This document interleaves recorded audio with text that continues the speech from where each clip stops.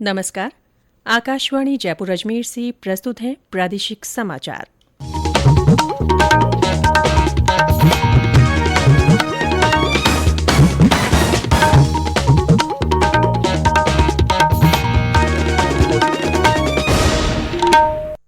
मुख्य समाचार। राज्य मंत्रिमंडल में फेरबदल आज 11 कैबिनेट और 4 राज्य मंत्री लेंगे शपथ। प्रधानमंत्री नरेंद्र मोदी आज पुलिस महानिदेशक और महानिरीक्षकों के वार्षिक सम्मेलन को करेंगे संबोधित। कोविन प्लेटफॉर्म पर नई सुविधा अपने टीकाकरण की स्थिति जाने की गई शुरू। और मतदाता सूची पुनरीक्षण कार्यक्रम के तहत आज प्रदेश भर में मतदान केंद्रों पर लगाए जा रहे हैं विशेष शिविर।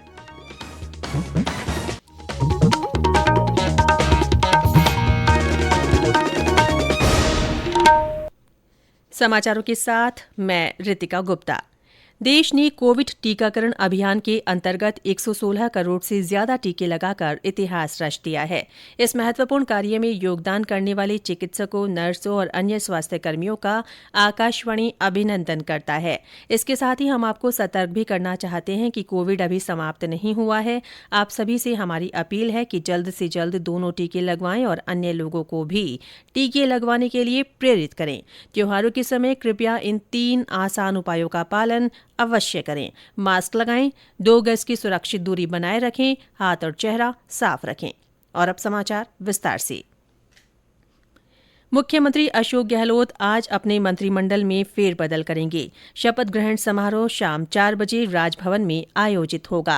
आज कुल 15 मंत्री शपथ ले रहे हैं। इनमें 11 कैबिनेट और 4 विधायक राज्य मंत्री के रूप में शपथ लेंगे। कैबिनेट मंत्रियों में हेमाराम चौधरी, महेंद्रजीत सिंह मालवीय, रामलाल जाट, महेश जोशी, विश्वेंद्र सिंह, रमेश मीणा, गोविंदराम मेघवाल और शकुंतला रावत का नाम शामिल है। ममता भूपेश बैरवा, भजन लाल जाटव और टीकाराम जूली को राज्य मंत्री से पदोन्नति देकर कैबिनेट के रूप में शपथ दिलाई जाएगी। राज्य मंत्रियों के रूप में शपथ लेने वालों में जाहिदा, बृजेंद्र सिंह ओला, राजेंद्र गुढ़ा और मुरारी लाल मीणा के नाम शामिल है। नए मंत्रियों के शपथ ग्रहण की तैयारियां पूरी हो गई हैं। इससे पहले कांग्रेस विधायकों को दोपहर 2 बजे प्रदेश कांग्रेस कार्यालय बुलाया गया है। और ब्यौरा हमारे संवाददाता से। मुख्यमंत्री अशोक गहलोत की तीसरी कार्यकाल में पहला मंत्रिमंडल फेरबदल आज शाम होने जा रहा है। पिछले लगभग 1 साल से कई बार मंत्रिमंडल विस्तार के कयास लगाए गए, लेकिन यह बार बार टलता रहा। सरकार द्वारा मंत्रियों की जो सूची जारी की गई है, उनमें 8 नए चेहरे कैबिनेट मंत्री के रूप में शपथ लेंगे। इसके अलावा 3 राज्य मंत्रियों को पदोन्नति देकर कैबिनेट मंत्री बनाया जाएगा। 4 विधायक राज्य मंत्री के रूप में शपथ लेंगे। विश्वेंद्र सिंह और रमेश मीणा को कैबिनेट में फिर जगह दी गई है। इन्हें पिछले साल सचिन पायलट के साथ सरकार के खिलाफ बगावती तेवर अपनाने के बाद मंत्रिमंडल से बर्खास्त कर दिया गया था। नए मंत्रियों में महिलाओं, अनुसूचित जाति तथा अनुसूचित जनजाति के विधायकों को प्राथमिकता दी गई है। जितेंद्र द्विवेदी, आकाशवाणी समाचार, जयपुर।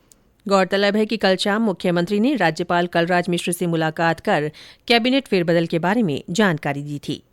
प्रधानमंत्री नरेंद्र मोदी लखनऊ में चल रहे 56वें पुलिस महानिदेशक और पुलिस महानिरीक्षकों के वार्षिक सम्मेलन के अंतिम दिन आज देश की आंतरिक सुरक्षा पर अधिकारियों को संबोधित करेंगे। इससे पहले श्री मोदी ने ट्वीट में कहा कि ये एक महत्वपूर्ण मंच है जिसमें पुलिस के आधुनिकीकरण पर व्यापक विचार विमर्श हो रहा है। गौरतलब है कि 3 दिवसीय इस सम्मेलन में देश के सभी राज्यों के पुलिस महानिदेशक और पुलिस महानिरीक्षक भाग ले रहे हैं। इसमें आंतरिक सुरक्षा व्यवस्था, उग्रवाद, आतंकवाद और नक्सलवाद जैसी सभी समस्याओं और उनके निराकरण को लेकर मंथन चल रहा है। कार्मिक लोक शिकायत और पेंशन राज्य मंत्री डॉक्टर जितेंद्र सिंह ने स्पष्ट किया है कि सरकारी कर्मचारी के पति या पत्नी को पेंशन प्राप्त करने के लिए संयुक्त बैंक खाता होना अनिवार्य नहीं है। उन्होंने कहा कि केंद्र सरकार की पेंशन वितरित कर रहे सभी एजेंसी बैंकों को सलाह दी गई है कि फैमिली पेंशन हासिल करने के लिए अगर कोई मौजूदा संयुक्त बैंक खाते को जारी रखना चाहता है तो उसे नया खाता खोलने के लिए मजबूर न किया जाए। डॉक्टर सिंह ने कहा कि जीवन साथी के साथ संयुक्त बैंक खाता खोलना वांछनीय है। प्रदेश में कल कोरोना संक्रमण के 11 नए मामले सामने आए। अजमेर जिले में 4, अलवर और जयपुर में 3 और नागौर में 1 व्यक्ति में संक्रमण की पुष्टि हुई। सक्रिय मामलों की संख्या बढ़कर 103 हो गई है। हालांकि कल इस बीमारी से 9 और लोग स्वस्थ हुए। इस बीच प्रदेश में अब तक 6 करोड़ 54 लाख से अधिक कोविड वैक्सीनेशन हो चुका है। 4 करोड़ 30 लाख से ज्यादा को पहली और 2 करोड़ 23 लाख से अधिक को दोनों डोज दी जा चुकी है। कोविड संबंधी राष्ट्रीय हेल्पलाइन नंबर हमारी वेबसाइट newsonair.gov.in पर उपलब्ध हैं। ये समाचार आकाशवाणी जयपुर अजमेर से प्रसारित किए जा रहे हैं। समाचार अभी और भी हैं, उससे पहले कोरोना जागरूकता संदेश।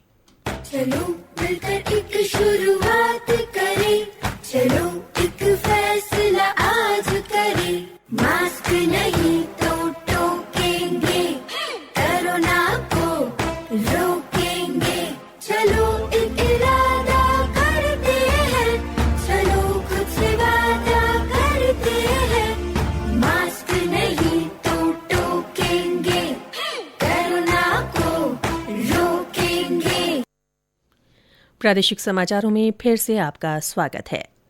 कोविन डिजिटल प्लेटफॉर्म पर एक नई सुविधा अपने टीकाकरण की स्थिति जाने शुरू की गई है। इससे किसी व्यक्ति के टीकाकरण की स्थिति और विवरण सत्यापित करने या संशोधित करने में मदद मिलेगी। सेवा प्रदाता भी किसी नागरिक के अनुरोध पर उसे सेवा उपलब्ध कराने के लिए इस सुविधा का उपयोग कर सकेंगे। केंद्रीय स्वास्थ्य मंत्रालय ने कहा कि ट्रैवल एजेंसियां इस सुविधा का उपयोग कर टीका लगवा चुके लोगों को ही यात्रा की अनुमति देकर यात्रा सुरक्षित बना सकेंगी।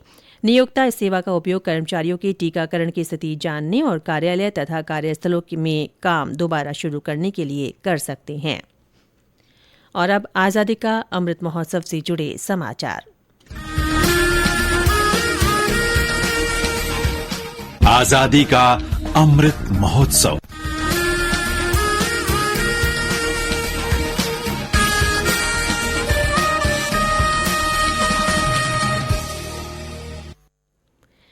अमृत महोत्सव के तहत बीकानेर में 23 नवंबर से भारत की पारंपरिक लोक और जनजातीय अभिव्यक्तियों का उत्सव देशज आयोजित किया जाएगा।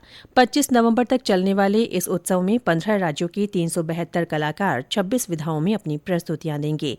संगीत नाटक अकादमी के उप सचिव ने बताया कि पहले दिन राजस्थान के लंगा मंगणियार, कालबेलिया और भवाई सहित कई राज्यों के कलाकार प्रस्तुति देंगे। इधर जयपुर के जवाहर कला केंद्र में अमृत महोत्सव के तहत आज कला और संस्कृति विभाग की ओर से राजस्थान के लोक गीतों की संगीतमय प्रस्तुति का कार्यक्रम आयोजित होगा। पुणे स्थित भारतीय सेना की दक्षिणी कमान राजस्थान और गुजरात में सैन्य अभ्यास कर रही है। दक्षिण शक्ति नामक इस सैन्य अभ्यास का उद्देश्य एक एकीकृत और भविष्य के युद्ध क्षेत्र परिदृश्य में दक्षिणी सेना के सैनिकों की युद्ध की तैयारी और परिचालन प्रभावशीलता को मान्य करना है। सामरिक परिस्थितियों को देखते हुए आर्मी का ये युद्धाभ्यास महत्वपूर्ण माना जा रहा है। इसमें आधुनिक तकनीक का उपयोग किया जा रहा है। प्रदेश में चल रहे मतदाता सूचियों के पुनरीक्षण कार्यक्रम के तहत आज सभी मतदान केंद्रों पर विशेष शिविर लगाए जा रहे हैं। मुख्य निर्वाचन अधिकारी प्रवीण गुप्ता ने 18 वर्ष पूरे कर चुके युवाओं से ज्यादा संख्या में नाम जुड़वाने की अपील की है। उन्होंने बताया कि पुनरीक्षण कार्यक्रम के अंतर्गत मतदाता सूचियों में नाम जुड़वाने, हटवाने या संशोधन करवाने के लिए 30 नवंबर तक आवेदन पत्र प्रस्तुत किए जा सकते हैं। मतदाता सूचियों का अंतिम प्रकाशन अगले साल 5 जनवरी को किया जाएगा। इस बीच कल झालावाड़ में युवाओं को मतदाता सूची में नाम जुड़वाने के लिए प्रेरित करने के वास्ते स्वीप गतिविधियों के तहत run to register half marathon का आयोजन किया गया। दौसा में हुई राज्य स्तरीय माध्यमिक और उच्च माध्यमिक विद्यालय छात्रा बैडमिंटन प्रतियोगिता के परिणाम कल घोषित किए गए। इसमें 19 वर्ष आयु वर्ग में उदयपुर पहले स्थान पर रहा, बीकानेर दूसरे और कोटा तीसरे स्थान पर रहा। वहीं 17 वर्ष आयु वर्ग में पहला स्थान जयपुर ने हासिल किया, दूसरे स्थान पर कोटा और तीसरे स्थान पर बीकानेर रहा। प्रधानमंत्री नरेंद्र मोदी इस महीने की 28 तारीख को आकाशवाणी से मन की बात कार्यक्रम में अपने विचार साझा करेंगे। ये इस मासिक रेडियो कार्यक्रम की 83वीं कड़ी होगी। प्रधानमंत्री ने कार्यक्रम के लिए श्रोताओं से उनके विचार आमंत्रित किए हैं। और अंत में मुख्य समाचार एक बार फिर। राज्य मंत्रिमंडल में आज फेरबदल होगा। 11 कैबिनेट और 4 राज्य मंत्री राजभवन में आयोजित समारोह में शपथ लेंगे। प्रधानमंत्री नरेंद्र मोदी आज पुलिस महानिदेशक और महानिरीक्षकों की वार्षिक सम्मेलन को संबोधित करेंगे। कोविन प्लेटफॉर्म पर नई सुविधा अपने टीकाकरण की स्थिति जाने शुरू की गई है। और मतदाता सूची पुनरीक्षण कार्यक्रम के तहत आज प्रदेश भर में मतदान केंद्रों पर विशेष शिविर लगाए जा रहे हैं। इसी के साथ प्रादेशिक समाचार बुलेटिन समाप्त हुआ। हमारा अगला बुलेटिन हिंदी में दोपहर 12:30 बजे प्रसारित होगा। नमस्कार।